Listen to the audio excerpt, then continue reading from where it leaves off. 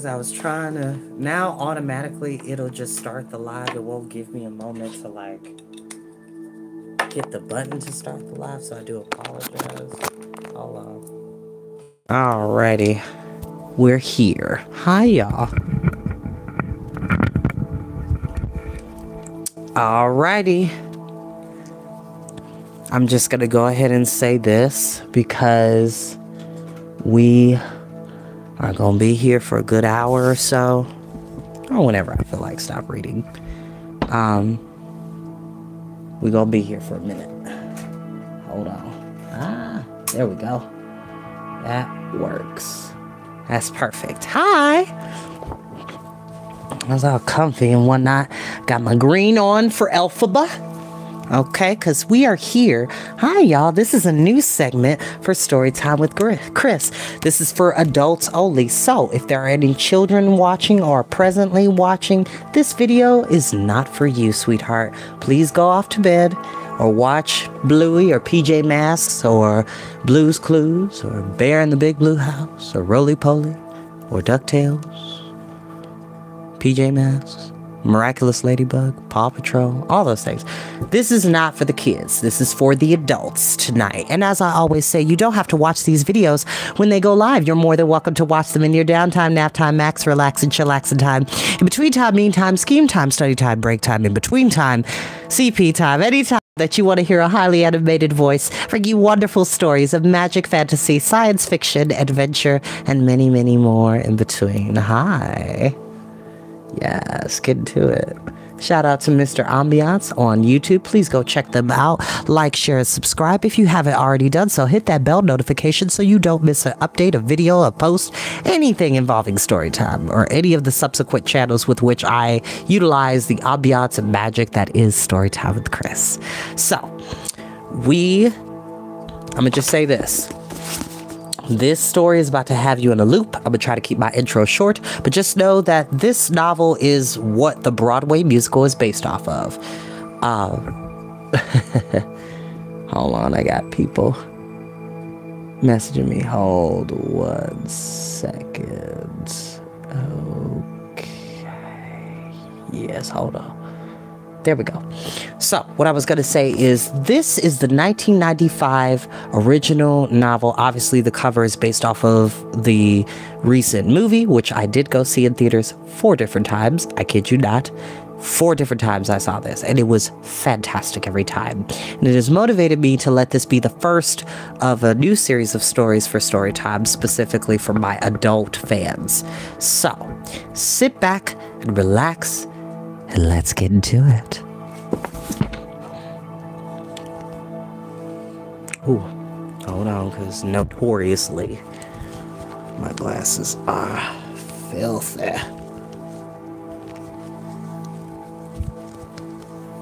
There we go. Now we're cooking with grease.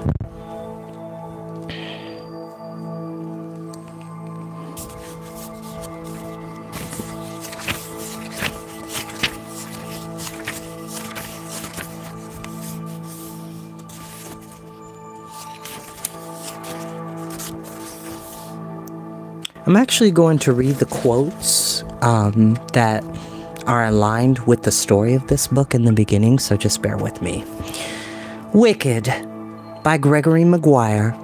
The Life and Times of the Wicked Witch of the West. 'Tis very strange men should be so fond of being thought wickeder than they are. Daniel Defoe, A System of Magic. In historical events, great men, so-called, are but the labels that serve to give a name to an event, and like labels, they have the last possible connection with the event itself. Every action of theirs that seemed to them an act of their own free will is in a historical sense not free at all, but in bondage to the whole course of previous history and predestined from all eternity. Leo Nikolaevich Tolstoy, War and Peace. Well, said the head, I will give you my answer. You have no right to expect me to send you back to Kansas unless you do something for me in return. In this country, everyone must pay for everything he gets. If you wish me to use my magic power to send you home again, you must do something for me first. Help me and I will help you. What must I do? Asked the girl. kill the Wicked Witch of the West, answered Oz. L. Frank Baum's The Wonderful Wizard of Oz. Prologue. On the yellow brick road. A mile above Oz, the witch balanced on the wind's forward edge as if she were a green fleck of the land itself, flung up and sent wheeling away by the turbulent air. White and purple summer thunderheads mounded around her. Below, the yellow brick road looped back on itself like a relaxed noose. Though winter storms and the crossbars of agitators had torn up the road, still it led relentlessly to the Emerald City. The witch could see the companions trudging along, maneuvering around the buckled sections, skirting trenches, skipping when the way was clear. They seemed oblivious of their fate, but it was not up to the witch to enlighten them. She used the broom as a sort of balustrade, stepping down from the sky like one of her flying monkeys. She finished up on the topmost bough of a black willow tree. Beneath, hidden by the fronds, her prey had paused to take their rest. The witch tucked her broom under her arm. Crab-like and quiet, she scuttled down a little at a time until she was a mere 20 feet above them. Wind moved the dangling tendrils of the tree. The witch stared and listened. There were 4 of them. She could see a huge cat of some sort. A lion, was it? And a shiny woodman. The Tin Woodman was picking nits out of the lion's mane, and the lion was muttering and squirming from the aggravation. An animated scarecrow lolled nearby, blowing dandelion heads into the wind. The girl was out of sight behind shifting curtains of the willow. Of course, to hear them tell it is the surviving sister who's the crazy one, said the lion. What a witch! Psychologically warped, possessed by demons, insane. Not a pretty picture. She was castrated at birth, replied the Tin Woodman calmly. She was born hermaphroditic, or maybe entirely male. Oh, you see castration everywhere you look, said the lion. I'm only repeating what folks say, said the Tin Woodman. Everyone is entitled to an opinion, said the lion airily. She was deprived of a mother's love, is how I've heard it. She was an abused child. She was addicted to medicine for her skin condition. She has been unluckily in love, said the Tin Woman, like the rest of us. The Tin Woman paused and placed his hand on the center of his chest, as if in grief. She's a woman who prefers the company of other women, said the Scarecrow, sitting up. She's the spur lover of a married man. She is a married man. The witch was so stunned that she nearly lost her grip on the branch. The last thing she ever cared for was gossip, yet she had been out of touch for so long that she was astonished at the vigorous opinions of these random nobodies. She's a despot and dangerous tyrant, said the lion with conviction. The Tin Woodman pulled harder than was necessary on a lock of mane. Everything's dangerous to you, you craven thing. I hear she's a champion of home rule for the so-called Winkies. Whoever she is, she must surely be grieving the death of her sister, said the child in a somber voice, too rich, too sincere for one so young. The witch's skin crawled. Don't go feeling sympathetic now. I certainly can't, the Tin Woodman sniffed, a bit cynically. But Dorothy's right, said the Scarecrow. No one is exempt from grief. The witch was deeply irked by their patronizing speculations. She moved around the trunk of the tree, stretching to catch a glimpse of the child. The wind was picking up and the Scarecrow shivered, while the Tin Woman continued fussing over the lion's threshes. He leaned against the lion, who held him tenderly. Storm on the horizon, said the Scarecrow. Miles off, thunder echoed. There is a witch on the horizon, said the Tin Woodman, tickling the lion. The lion got spooked and rolled on top of the Scarecrow, whimpering, and the Tin Woodman collapsed on top of them both. Good friends, should we be wary of that storm? Said the girl. The rising winds moved the curtain of greenery at last, and the witch caught sight of the girl. She was sitting with her feet tucked underneath her and her arms wrapped around her knees. She was not a dainty thing, but a good-sized farm girl dressed in blue and white. Cheeks and a pinafore. In her lap, a vile little doll cowered and whined. The storm makes you skittish. It's natural after what you've been through, said the Tin Woodman. Relax. The witch's fingers dug into the bark of the tree. She still could not see the girl's face, just her strong forearms and the crown of her head where her dark hair was pulled back into pigtails. Was she to be taken seriously, or was she merely a blow-away dandelion seed caught on the wrong side of the wind? If she could see the girl's face, the witch felt she might know. But as the witch craned outward from the truck, the girl at the same time twisted her face, turning away. "That storm is coming closer, and in a hurry." The feeling in her voice rose as the wind rose. She had a throaty vehemence, like someone arguing through the threat of impending tears. "I know storms. I know how they come upon you." "We're safer here," said the Tin Woodman. "Certainly we are not," answered the girl, "because this tree is the highest point around, and if lightning is to strike, it will strike here." She clutched her dog. "Didn't we see a shed farther up the road? Come, come, Scarecrow. If there's lightning, you'll burn the fastest. Come on." She was up and running in an ungainly way, and her companions followed in a mounting panic. As the first hard drops of rain fell, the witch caught sight not of the girl's face, but of the shoes. Her sister's shoes. They sparkled even in the darkling afternoon. They sparkled like yellow diamonds and embers of blood and thorny stars. If she had seen the shoes first, the witch would never have been able to listen to the girl or her friends. But the girl's legs had been tucked beneath her skirt. Now the witch was reminded of her need. The shoes should be hers. Hadn't she endured enough? Hadn't she earned them? The witch would fall on the girl from the sky and wrestle those shoes off her impertinent feet if only she could. But the storm from which the companions raced farther and faster along the yellow brick road troubled the witch more than it did the girl who had gone through rain and the Scarecrow whom lightning could burn. The witch could not venture out in such a vicious, insinuating wetness. Instead, she had to tuck herself between some exposed roots of the black willow tree where no water could endanger her, and wait for the storm to pass. She would emerge. She always had before. The punishing political climate of Oz had beat her down, dried her up, tossed her away. Like a seedling she had drifted, apparently too desiccated ever to take root. But surely the curse was on the land of Oz, not on her. Though Oz had given her a twisted life, hadn't it also made her capable? No matter that the companions had hurried away, the witch could wait. They would meet again. Part 1. Munchkinlanders. The Root of Evil. From the crumpled bed, the wife said, "I think today's the day. Look how low I've gone." "Today, that would be like you, perverse and inconvenient," said her husband, teasing her, standing at the doorway and looking outward over the lake, the fields, and the forested slopes beyond. He could just make out the chimneys of rush margins, breakfast fires smoking. "The worst possible moment for my ministry, naturally." The wife yawned. "There's not a lot of choice involved. From what I hear, your body gets this big and it takes over. If you can't accommodate it, sweetheart, you just get out of its way. It's on a track of its own and nothing stops it now." She pushed herself up, trying to see over the rise of her belly. "I feel like a hostage to myself, or to the baby." "Exert some self-control." He came to her side and helped her sit up. "Think of it as a spiritual exercise, custody of the senses, bodily as well as ethical continence." "Self-control," she laughed, inching toward the edge of the bed. "I have no self left.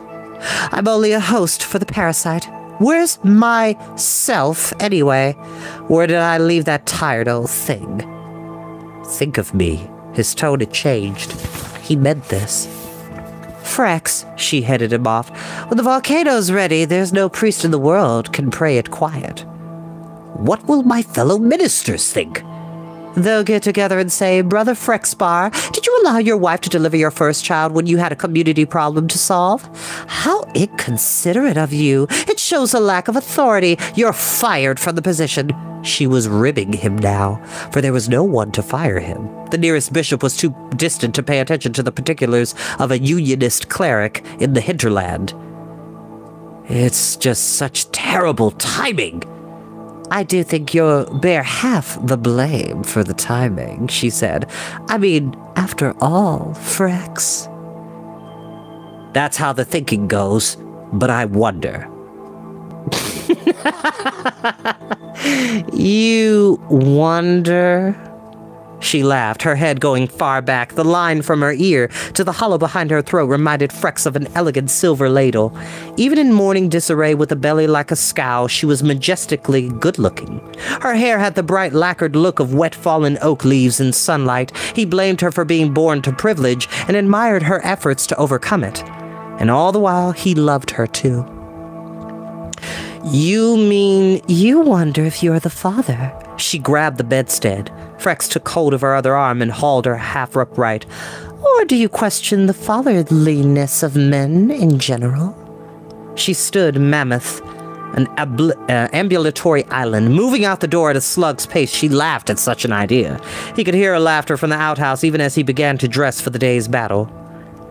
Frex combed his beard and oiled his scalp. He fastened a clasp of bone and rawhide at the nape of his neck to keep the hair out of his face, because his expressions today had to be readable from a distance.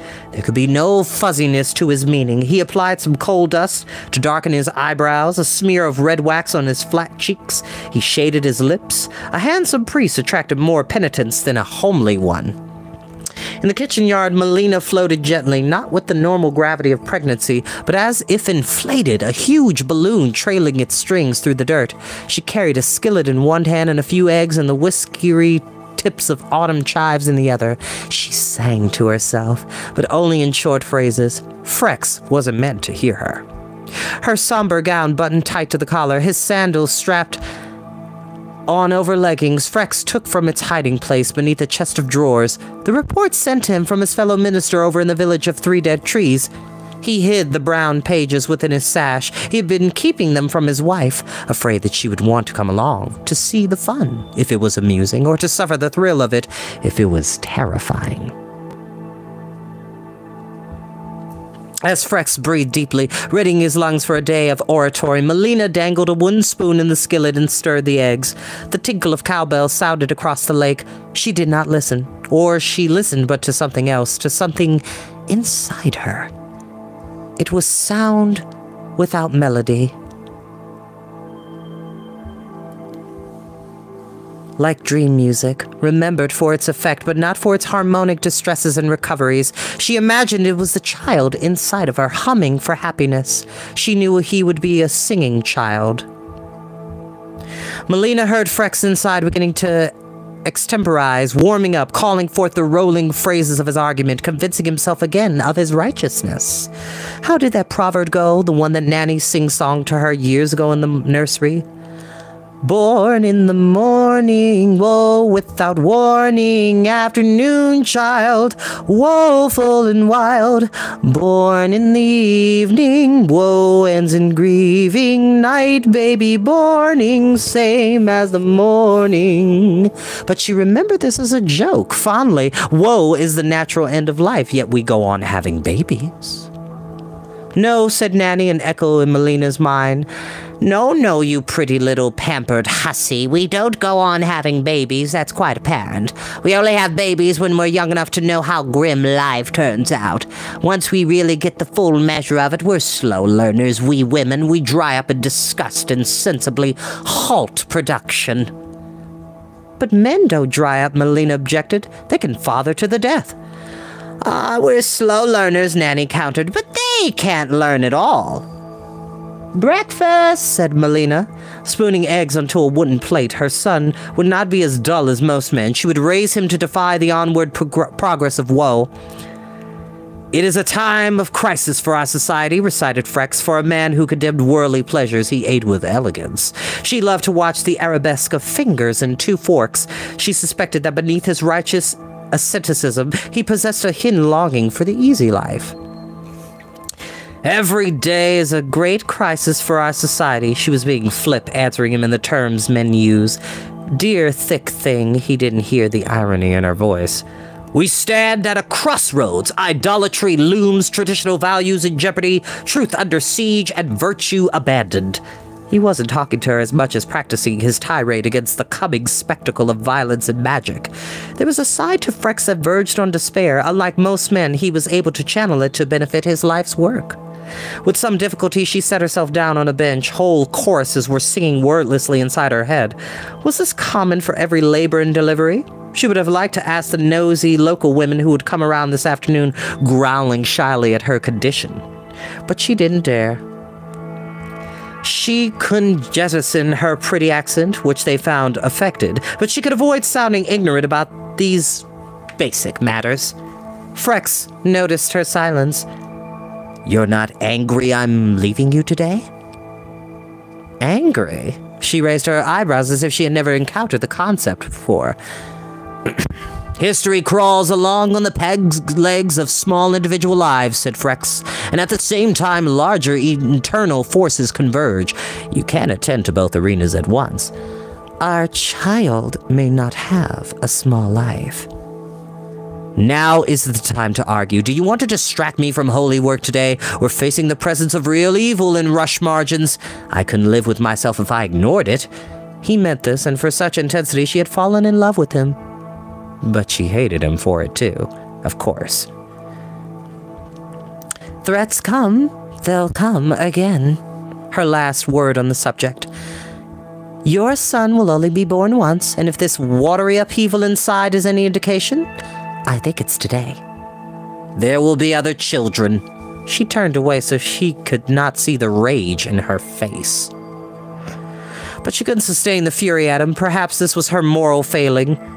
She wasn't much given to worrying about moral failings as a rule. Having a minister as a husband seemed to stir enough religious thought for one couple. She lapsed sullenly into silence. Frex nibbled at his meal. "It's the devil," said Frex, sighing. "The devil is coming." "Don't say a thing like that on a day our child is expected." "I mean the temptation in Rush Margins, and you know what I mean, Melina." "Words are words, and what's said is said," she answered. "I don't require all your attention, Frex, but I do need some of it." She dropped the skillet with a crash on the bench that stood against the cottage wall. "Well, and likewise," he said. "What do you think I'm up against today? How can I convince my flock to turn away from the razzle-dazzle spectacle of idolatry? I will probably come back tonight having lost to a smarter attraction. You might achieve a child today. I look forward to failure." Still, as he said this, he looked proud. To fail in the cause of the high moral concern was satisfying to him. How could it compare to the flesh, blood, mess, and noise of having a baby? He stood at long last to leave. A wind came up over the lake now, smudging the topmost reaches of the columns of kitchen smoke. They looked, thought Melina, like funnels of water swirling down drains in narrowing, focusing spirals. "Be well, my love," said Frex, although he had his stern public expression on from forehead to toes. "Yes," Melina sighed. The child punched her deep down, and she had to hurry to the outhouse again. "Be holy, and I'll be thinking of you.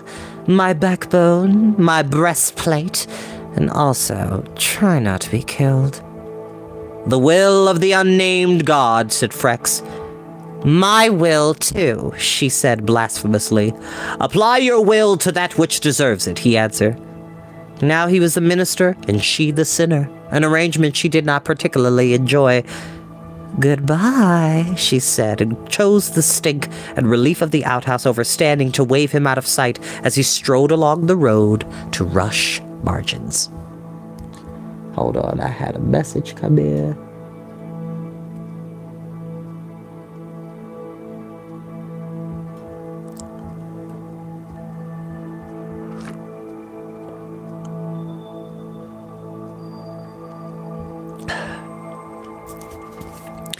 The clock of the time dragon. Frex was more concerned for Melina than she knew. He stopped at the first fisherman's hut he saw and spoke with the man at the half door. Could a woman or two spend the day, and if needed the night, with Melina? It would be a kindness. Frex nodded with a wince of gratitude, acknowledging without words that Melina was not a great favorite in these parts.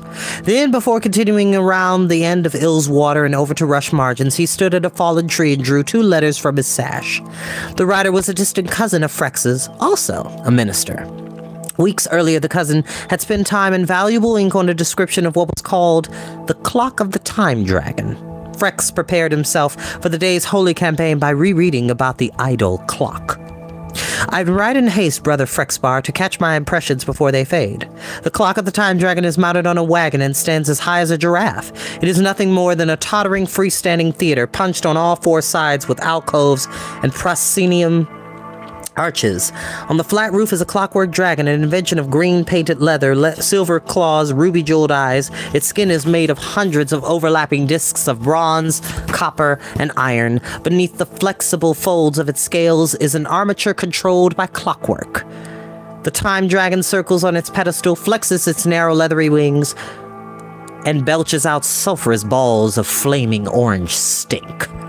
Below, featured in the dozens of doorways, windows, and porches, are puppets, marionettes, figurines, creatures of folktale, caricatures of peasants and royalty alike, animals and fairies and saints, our unionist saints, Brother Frexbar, stolen out from beneath us.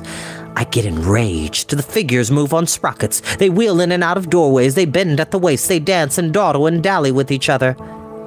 Who had engendered this time dragon, this fake oracle, this propaganda tool for wickedness that challenged the power of unionism and of the unnamed god? The clock's handlers were a dwarf and some narrow-waisted minions who seemed to have only enough brain capacity among them to pass a hat. Who else was benefiting besides the dwarf and his beauty boys? The cousin's second letter had warned them that the clock was making its way next to Rush Margins. It had told a more specific story. Which, by the way, the clock of the time dragon is going to be very important during this reading, so please pay close attention. And I'm going to continue to say, do not walk into this story with the story that you know of the Broadway musical. The Broadway musical adapts this novel really well, but cuts out a lot of information. So bear with me. The entertainment began with a thrum of strings and a rattle of bones. The crowd pushed close, oohing. Within the lighted window of a stage, we saw a marriage bed with a puppet wife and husband. The husband was asleep on the wife's side. She made a motion with her carved hand to suggest that her husband was disappointingly small. The audience shrieked with laughter. The puppet wife went to sleep herself. When she was snoring, the puppet husband sneaked out of bed. At this point, up above, the dragon turned on its base and pointed its talons into the crowd, indicating without a doubt a humble well digger named Grine, who had been a faithful, if unattentive, husband. Then the dragon reared back and stretched two fingers in a come-hither gesture, isolating a widow named Letta and her snaggle-toothed maiden daughter. The crowd hushed and fell away from Grine, Letta, and the blushing maid, as if they had suddenly been inflicted with running sores. The dragon rested again and draped a wing over another archway, which lit up to reveal the puppet husband wandering out in the night. Along came a puppet widow with springed hair and high color, dragging along a protesting, flinty-toothed daughter. The widow kissed the puppet husband and pulled off his leather trousers. He was equipped with two full sets of male goods, one in the front and another hanging off the base of its spine. The widow positioned her daughter on the abbreviated prong in the front and herself to take advantage of the more menacing arrangement in the rear. The three puppets bucked and rocked, emitting squeals of glee. When the puppet widow and her daughter were through, they dismounted and kissed the adulterous puppet husband. Then they kneed him simultaneously fore and aft. He swung on springs and higs, trying to hold all his wounded parts. The audience roared. Grine, the actual well-digger, sweated drops as big as grapes. Letta pretended to guffaw, but her daughter had already disappeared from shame. Before the evening was out, Grine was set upon by his agitated neighbors and investigated for the grotesque anomaly. Letta was shunned. Her daughter seems to have vanished entirely.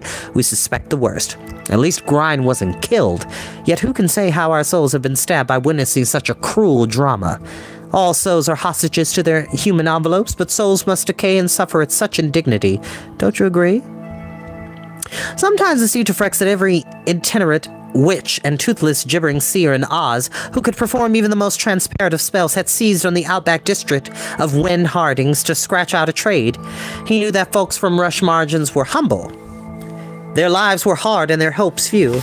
As the drought dragged on, their traditional unionist faith was eroding. Frex was aware that the clock of the time dragon had combined the appeals of ingenuity and magic, and he would have to call on his deepest reserves of religious conviction to overcome it. If his congregation should prove vulnerable to the so-called pleasure faith, succumbing to spectacle and violence, well, what next? He would prevail. He was their minister. He had pulled their teeth and buried their babies and blessed their kitchen pots for years now. He had abashed himself in their names. He had wandered with an unkempt beard and a begging bowl from hamlet to hamlet, leaving poor Melina alone in the minister's lodge for weeks at a time. He had sacrificed for them. They couldn't be swayed by this time dragon creature. They owed him. He moved on, shoulders square, jaw set, stomach in a sour uproar. The sky was brown with flying sand and grit. The wind rushed high over the hills with the sound of a tremulous wail, as if pushing through some fissure of rock on a ridge beyond any Frex could see.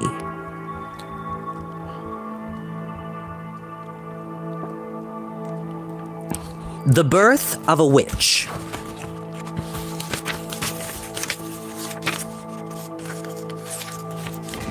It was nearly evening by the time Frex had worked up the courage to enter the ramshackle hamlet of Rush Margins. He was in a deep sweat. He hit his heels to the ground and pumped his clenched fist and called out in a hoarse, carrying tone, "Hist, O ye of small confidence! Gather while ye may, for temptation is abroad to try ye sorely." The words were archaic, even ridiculous, but they worked.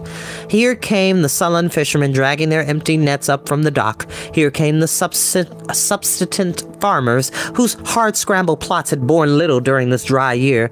Before he had even begun, they all looked guilty as sin. They followed him to the rickety steps of the canoe repair house. Frex knew that everyone expected this evil clock to arrive at any instant. Gossip was as contagious as the plague. He yelled at them for their thirsty anticipation. "Ye are dull as toddlers reaching their hands to touch the pretty embers. Ye are as if spawn of dragon womb ready to suck on teats of fire." These were time-worn scriptural imprecations, and they fell a little flat tonight. He was tired, not at his best. "Brother Frexbar," said Beeve, the mayor of Rush Margins, "could you perhaps tone down your ragu until we get a chance to see what fresh new form temptation might take?" "You have no mettle to resist new forms," said Frex, spitting. "Haven't you been our able teacher these several years?" said Beeve. Beeve. Yeah, there we go. "We've hardly had such a good chance to prove ourselves against sin. We're looking forward to the spiritual test of it all." The fisherman laughed and jeered, and Frex intensified his glower, but at the sound of unfamiliar wheels in the stony ruts of the road, they all turned their heads and fell silent. He had lost their attention before he had gotten started. The clock was being drawn by 4 horses and escorted by the dwarf and his cohort of young thugs. Its broad roof was crowned by the dragon, but what a beast! It looked poised as if ready to spring, as if indeed invested with life. The skin of the house was decorated in carnival colors, burnished with gold leaf. The fisherman gaped as it drew near. Before the dwarf could announce the time of the performance, before the crowd of youths could draw out their clubs, Frex leapt on the lower step of the thing, a fold-down stage on hinges. "Why is this thing called a clock? The only clock face it has is flat, dull, and lost in all that distracting detail. Furthermore, the hands don't move. Look, see for yourselves. They're painted to remain at 1 minute before midnight. All you see here is mechanics, my friends. I know this for fact. You'll see mechanical cornfields growing, moons waxing and waning, a volcano to spew a soft red cloth done with black and red sequins. With all this tick-tockery business, why not have a pair of circulating arms on the clock face? Why not, I ask you? I'm asking you, yes, you, Gwinnett, and you, Stoy, and you, Peripa. Why no real clock here?" They were not listening. Gwinnett and Stoy and Peripa, nor were the others. They were too busy staring in anticipation. "The answer, of course, is that the clock isn't meant to measure earthly time, but the time of the soul. Redemption and condemnation time. For the soul, each instant is always a minute short of judgment. 1 minute short of judgment, my friends. If you died in the next 60 seconds, would you want to spend eternity in that suffocating depths reserved for idolaters?" "Awful lot of noise in the neighborhood tonight," said someone in the shadows, and the spectators laughed. Above Frex, he whirled to see from a little door had emerged a small, yapping puppet dog, its hair dark and tightly curled as Frex's own. The dog bounced on a spring, and the pitch of its chatter was annoyingly high. The laughter grew. Evening fell harder, as it was less easy for Frex to tell who was laughing, who now was shouting for him to move aside so they could see. He wouldn't move, so he was bundled unceremoniously from his perch. The dwarf gave a poetic welcome. All our lives are activity without meaning. We burrow rat-like into life and we squirm rat-like through it, and rat-like we are flung into our graves in the end. Now and then shouldn't we hear a voice of prophecy or see a miracle play? Beneath the apparent sham and indignity of our rat-like lives, a humble pattern and meaning still applies. Come nearer, my good people, and watch what a little extra knowledge augurs for your lives. The time dragon sees before and beyond, and within the truth of your sorry span of years here, look at what it shows you. The crowd pushed forward. The moon had risen, its light like the eye of an angry, vengeful god. Give over! Let me go! Frex called. It was worse than he had thought. He had never been manhandled by his own congregation.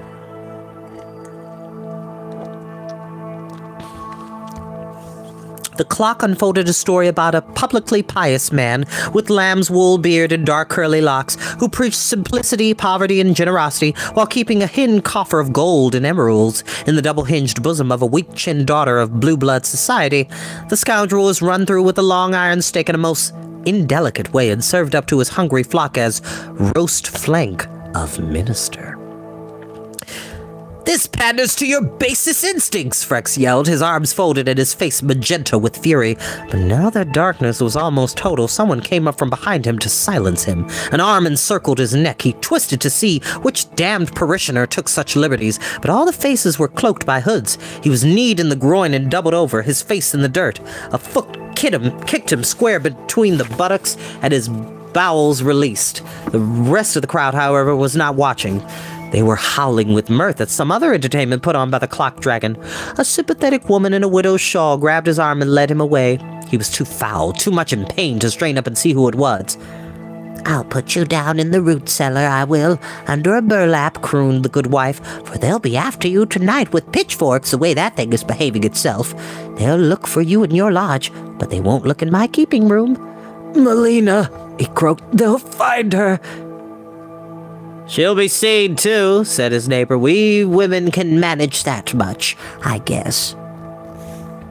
In the minister's lodge, Melina struggled with consciousness as a pair of midwives went in and out of focus before her. One was a fishwife, the other a placid crone. They took turns feeling her forehead, peering between her legs, and stealing glances at the few beautiful trinkets and treasures Melina had managed to bring from Colwyn grounds. You chew that paste of pinlobble leaves, ducky. You do that. You'll be unconscious before you know it, said the fishwife. You'll relax, out will pop the little sweetheart, and all will be well in the morning. Thought you would smell of rosewater and fairy dew, but you stink like the rest of us. Chew on, my ducky, chew on. At the sound of a knock, the crone looked up guiltily from the chest she was kneeling before and rummaging through. She let the lid close with a bang and affected a position of prayer, eyes closed. Enter, she called. A maiden with tender skin and high color came in. Oh, I hope someone would be here, she said. How is she? Nearly out, and so is the babe, answered the fishwife. An hour more, I reckon. Well, I'm told to warn you. The men are drunk and on the prowl. They've been riled up by that dragon of the magic clock, you know, and are looking for Frex to kill him. The clock said to. They'll likely stagger out here. We'd better get the wife safely away. Can she be moved? No, I cannot be moved, thought Melina, and if the peasants find Frex to tell them to kill him good and hard for me, for I never knew a pain so extraordinary that made me see the blood behind my own eyes. Kill him for doing this to me. At this thought, she smiled in a moment of relief and passed out. Let's leave her here and run for it, said the maiden. The clock said to kill her too, and the little dragon she's going to give birth to. I don't want to get caught. We've got our own reputations to uphold, said the fishwife. We can't abandon the fancy lady thing in mid-delivery. I don't care what any clock says. The crone, her head back in the chest, said, Anyone for some real lace from Gillikin? There's a hay cart in the lower field, but let's do it now, said the fishwife. Come, help me fetch it. You old mother hag, get your face out of the linens and come dampen this pretty pink brow. Right-o! Now we go! A few minutes later, the crone, the wife, and the maiden were trundling the hay cart along a rarely used track through the spindles and bracken of the autumn woods.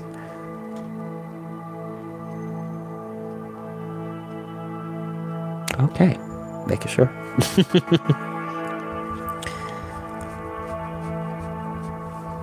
The wind had picked up, It rustled over the treeless foreheads of the cloth hills. Melita sprawled in blankets, heaved and moaned in unconscious pain.